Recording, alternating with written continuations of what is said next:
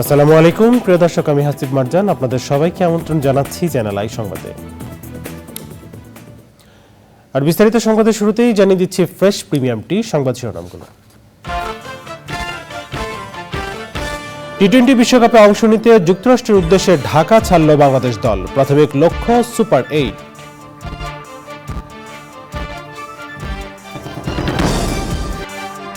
নির্বাচন নিয়ে বাংলাদেশের সঙ্গে সৃষ্ট আস্থার সংকট পুনরুদ্ধার করতে চায় যুক্তরাষ্ট্র, ঢাকায় ডোনাল্ড লুর দৌড়ঝাঁপ। অনিয়ম দুর্নীতির তথ্য লুকাতেই বাংলাদেশ ব্যাংকে সাংবাদিক প্রবেশের নিষেধাজ্ঞা, বলছেন নেতারা, দাবি আদায়ে সাংবাদিকদের সোচ্চার থাকার আহ্বান।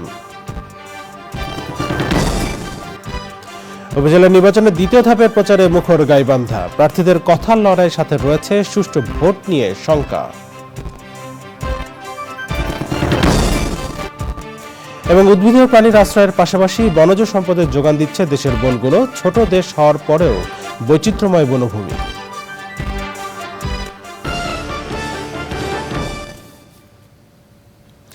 সংবাদ শিরোনাম জানাচ্ছিলাম। এখনকার সংবাদ আয়োজন একই সঙ্গে চ্যানেলের ইউটিউব চ্যানেলে এবং চ্যানেলের ওটিটি প্ল্যাটফর্ম আই স্ক্রিনে লাইভ স্ট্রিম হচ্ছে। চলে যাচ্ছে বিস্তারিত সংবাদে। টি-20 বিশ্বকাপে অংশ নিতে যুক্তরাষ্ট্রের হিউস্টনের উদ্দেশ্যে দেশ ছেড়েছে বাংলাদেশ দল। রাত 1টায় হযরত শাহজালাল বিমানবন্দর থেকে ক্রিকেটারদের বহনকারী বাংলাদেশ বিমানের একটি ফ্লাইট ছেড়ে গেছে। বিশ্বকাপের 2 সপ্তাহের বেশি আগে বাংলাদেশ দল যুক্তরাষ্ট্রে যাচ্ছে মূলত স্বাগতিক দেশ যুক্তরাষ্ট্রের বিপক্ষে 3 ম্যাচের প্রস্তুতিমূলক সিরিজ খেলতে। হিউস্টনের প্রেইরি ভিউতে 21, 23 ও 25 মে 3টি ম্যাচই শুরু হবে বাংলাদেশ সময় রাত 9টায়। বিশ্বকাপের অফিসিয়াল প্রস্তুতি ম্যাচে প্রতিপক্ষ হিসেবে ভারতকেই পাচ্ছে টাইগাররা। আগামী 2 জুন থেকে মাঠে গড়াবে টি-20 বিশ্বকাপের নবম আসর।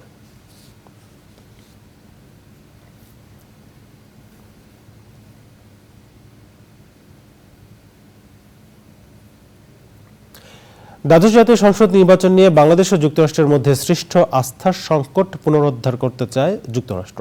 একথা জানিয়ে সফররত মার্কিন সহকারী পররাষ্ট্রমন্ত্রী ডোনাল্ড লু বলেছেন, গত 2 দিন ধরে সেই চেষ্টা করছেন তিনি। পররাষ্ট্র সচিবের সঙ্গে বৈঠক আর পররাষ্ট্রমন্ত্রীর সঙ্গে সৌজন্য সাক্ষাৎ শেষে লু বলেন, বাংলাদেশের নির্বাচন নিয়ে 2 দেশের মধ্যে টেনশন তৈরি হয়েছিল। পররাষ্ট্রমন্ত্রী হাসান মাহমুদ বলেন, যুক্তরাষ্ট্রের মতো বাংলাদেশেও সম্পর্কের উন্নয়ন চায়। বান্ধব রহমান জানাচ্ছেন বিস্তারিত। সফরের দ্বিতীয় দিন বুধবার রাষ্ট্রীয় অতিথি ভবন পদ্মায় পররাষ্ট্র সচিব মাসুদ বিন মোমেনের সঙ্গে দ্বিপাক্ষিক বৈঠক শেষে বিকেলে পররাষ্ট্রমন্ত্রী হাসান মাহমুদের সঙ্গে সৌজন্য সাক্ষাৎ করেন সফররত মার্কিন সহকারী পররাষ্ট্রমন্ত্রী ডোনাল্ড লু। মন্ত্রীর সঙ্গে সাক্ষাতে 2 দেশের হার্ড ইস্যুগুলো আলোচনায় এসেছে উল্লেখ করে লু বলেন, তারা পেছনে নয় বরং সামনে তাকাতে চান। I visited Bangladesh these last 2 days in order to try to rebuild the trust between our peoples. গত 2 দিনের বাংলাদেশ সফরে আমাদের 2 দেশের মানুষের মধ্যে আস্থার সম্পর্ক পুনরুদ্ধারের চেষ্টা করে চলেছি। আমরা জানি বাংলাদেশ ও যুক্তরাষ্ট্রের মধ্যে টেনশন তৈরি হয়েছিল। আমরা পরিশ্রম করেছি এদেশে অবাধ, সুষ্ঠু ও সহিংসতাবিহীন নির্বাচন উৎসাহ দিতে, এবং এটি আমাদের সম্পর্কে টেনশনের কারণ হয়েছে। নতুন বিনিয়োগ, যুক্তরাষ্ট্রে আরও বেশি শিক্ষার্থীর পড়তে যাওয়ার সুযোগ ছাড়াও দুর্নীতি দমনে বাংলাদেশকে সহযোগিতার প্রস্তাব দিয়েছেন ডোনাল্ড লু। We want to find ways to strengthen our relationship.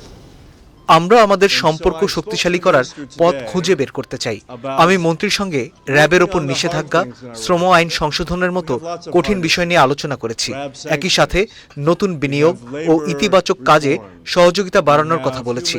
আমরা বাংলাদেশের কর ব্যবস্থার উন্নয়নে কাজ করার কথা বলেছি, যেন দুর্নীতি কমিয়ে সংশ্লিষ্টদের জবাবদিহিতার আওতায় আনা যায়। পরে পররাষ্ট্রমন্ত্রী সাংবাদিকদের জানান, আলোচনা হৃদ্রতাপূর্ণ ও ইতিবাচক হয়েছে। তাদের একটি প্রতিষ্ঠান আছে ডিএফসি, ডেভেলপমেন্ট ফিন্যান্স কর্পোরেশন, সেখান থেকে বাংলাদেশকে অর্থায়ন করতে চায়। তারা আমাদেরকে অ্যাসিস্ট করতে চায় যাতে আমাদের ট্যাক্সেশন সিস্টেমটাকে আধুনিকায়ন করা যায়। র্যাব স্যাংশন নিয়ে এইটুকু আলোচনা হয়েছে যে দেখো, র্যাব স্যাংশন যেটি হয়েছিল, র্যাবের কিছু ব্যক্তিবিশেষের উপর যে স্যাংশন হয়েছিল সেটি আমাদের সম্পর্কের ক্ষেত্রে প্রভাব তো ফেলেছিল। দীর্ঘ প্রক্রিয়ার মাধ্যমে সেটি হয়েছিল। সেই উইথড্রয়ালের প্রক্রিয়াটাও একটু লম্বা। এই নির্বাচন নিয়ে কোনো আলোচনা হয়নি। তারা আমাদের সম্পর্ককে বিস্তৃত গভীর করতে চায়, আমরাও করতে চাই, এবং সেই লক্ষ্য নিয়ে এই সফরে তিনি এসেছেন। শ্রমনীতি সংশোধন সাপেক্ষে যুক্তরাষ্ট্র জিএসপি সুবিধা ফিরিয়ে দিতে চায় বলেও জানান মন্ত্রী। ধন্যবাদ। পান্থুর রহমান, চ্যানেল আই, ঢাকা। অনিয়ম দুর্নীতির তথ্য লুকানো এবং বিশেষ গোষ্ঠীকে অবৈধ সুবিধা দিতেই বাংলাদেশ ব্যাংকে সাংবাদিকদের প্রবেশে নিষেধাজ্ঞা আরোপ করা হয়েছে বলে মন্তব্য করেছেন সাংবাদিক নেতারা। ইকোনমিক রিপোর্টার্স ফোরাম ইআরএফ মিলনায়তনে আলোচনায় তারা বলেন, ব্যাংক খাতে লুটপাট, নৈরাজ্য এবং দুর্নীতির প্রকৃত চিত্র আড়াল করতেই গভর্নর এবং দখলদারদের এই যোগসাজশ।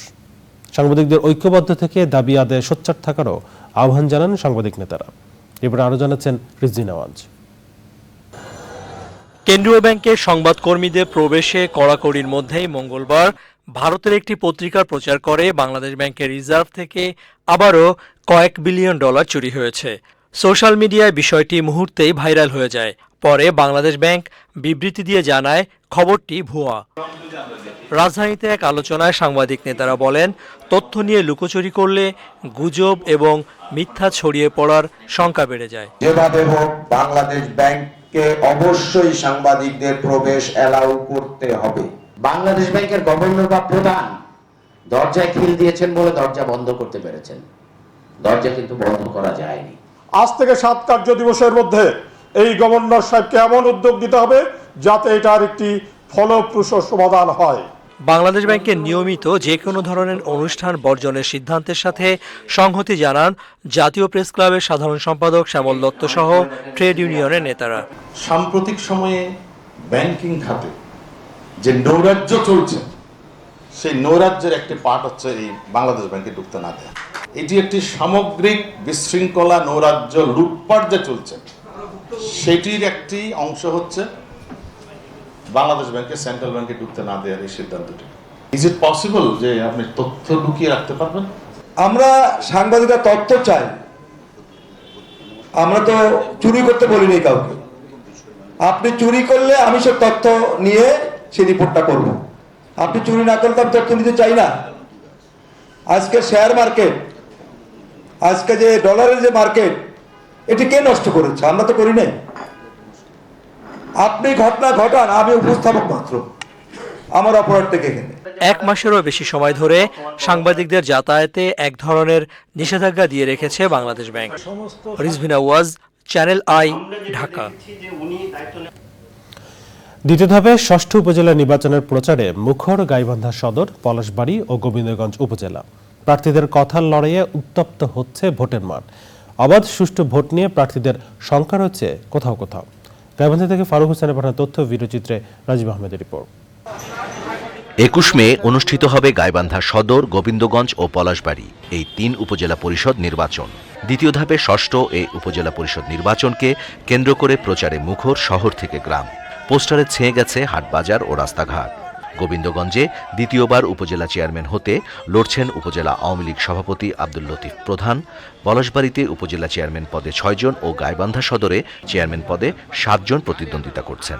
গোবিন্দগঞ্জের 4,38,000 ভোটার, প্রায় 8 লক্ষেরও অধিক জনগণ। আমার শ্রদ্ধাভাজন মুরব্বীজন, আমার মায়েরা, বোনেরা, তাদের কাছে যাওয়ার পরে এক বাক্যে তারা বলে যে বাবা, তোমাকে আমরা ভোট দিয়ে দিচ্ছি। ব্যাপকভাবে প্রচার প্রচারণায় অংশ নিয়েছি এবং আমি তাদের মধ্যে ব্যাপক উৎসাহ করা দেখতে পাচ্ছি এবং আমি জয়ের ব্যাপারে শতভাগ আশাবাদী যে আজকে মানুষ একটা নতুন নেতৃত্ব চায়, পরিবর্তন চায়। কিশোরগঞ্জ সদর 2 নম্বর হোসেনপুর, মনোহরপুর, পাবনাপুর, বেতকাপা সহ প্রত্যেকটি ইউনিয়নে একটা গণজাগরণ সৃষ্টি হয়েছে দোয়াত কলমে। দ্বিতীয় ধাপের উপজেলা পরিষদ নির্বাচন অবাধ ও সুষ্ঠু হবে বলে আশাবাদী ভোটাররাও। দলীয় প্রতীক না থাকায় স্বস্তি প্রকাশ করেছেন তারা।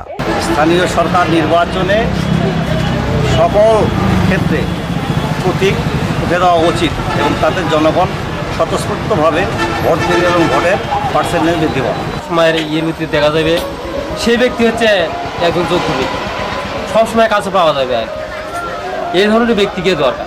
আমরা তো চাই রাস্তাঘাট চলা ফিরে এটাই।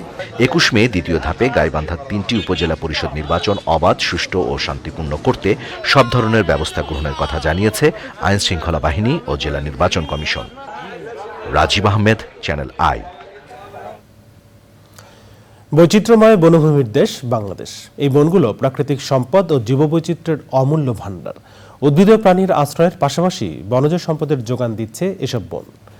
বন ও বনজ সম্পদের উপর নির্ভর করেই বেঁচে আছে এদেশের লাখো কোটি মানুষ। ছোট দেশ হওয়া সত্ত্বেও বনের এমন বৈচিত্র্য পৃথিবীর খুব কম দেশেই আছে। বনভূমি বাংলাদেশকে সবুজে সবুজে ভরে তুলেছে।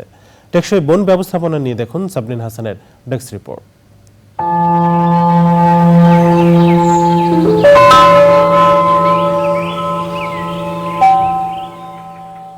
পরিবেশের ভারসাম্য রক্ষায় বন গুরুত্বপূর্ণ ভূমিকা পালন করে।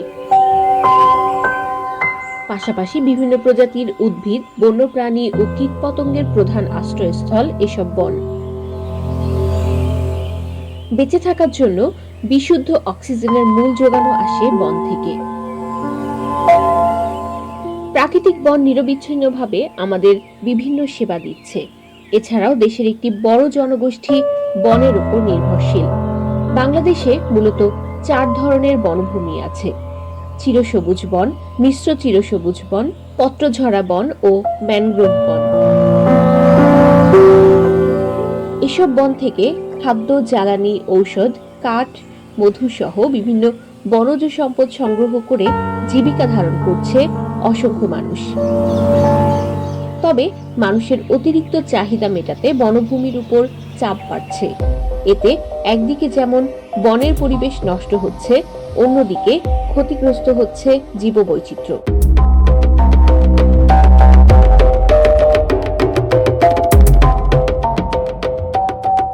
তাই বন ও বনজ সম্পদ সংরক্ষণে টেকসই বন ব্যবস্থাপনায় গুরুত্ব দেওয়া হচ্ছে।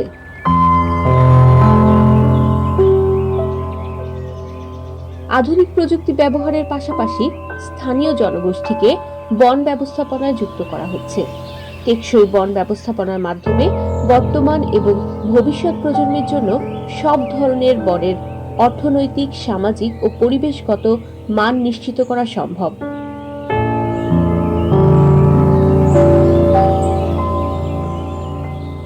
টেকসই বন ব্যবস্থাপনার মাধ্যমে দেশের সামগ্রিক পরিবেশ যেমন ভালো থাকবে, তেমনি বিপুল জনগোষ্ঠীর জন্য নিশ্চিত হবে নিরাপদ ভবিষ্যৎ।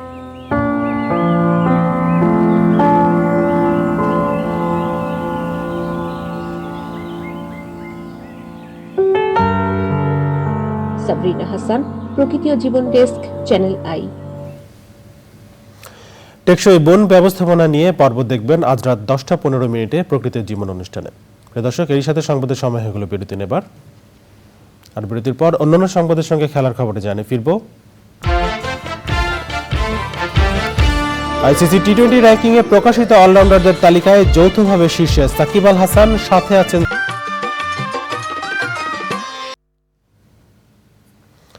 টাঙ্গাইলের প্রমত্তা যমুনার বুকে এবার চীনাবাদামের ব্যাপক ফলন হয়েছে। বালিযুক্ত চর হওয়ায় যেসব জমি বছরের পর বছর অনাবাদি পড়ে থাকতো, এখন সেখানেও সবুজের সমাহার। বিশেষ করে বাড়ি চীনাবাদাম নয়, চাষ করে ভালো ফলন পেয়ে আগ্রহ সৃষ্টি হয়েছে কৃষকের।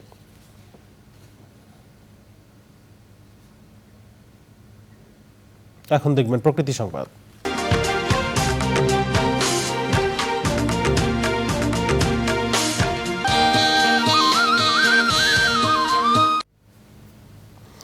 তামাকের কারণে দেশের স্বাস্থ্য ঝুঁকি ও মৃত্যু বাড়ছে।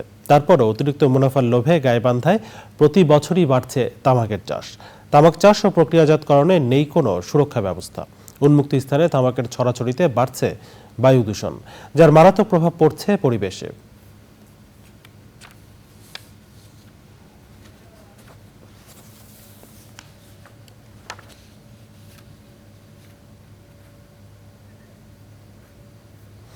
যারা খেলার খবর।